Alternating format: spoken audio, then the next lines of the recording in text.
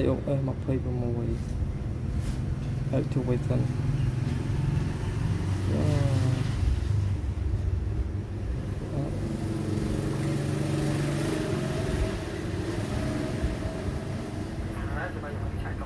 Adore set up better code option don't use don't confirm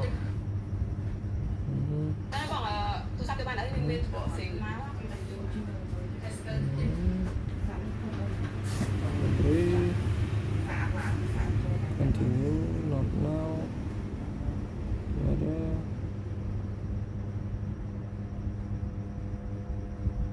chỗ này lại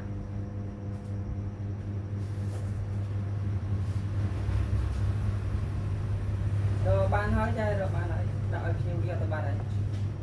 thì ở trong nghe thì mà do bạn nhé rồi bạn nó con ra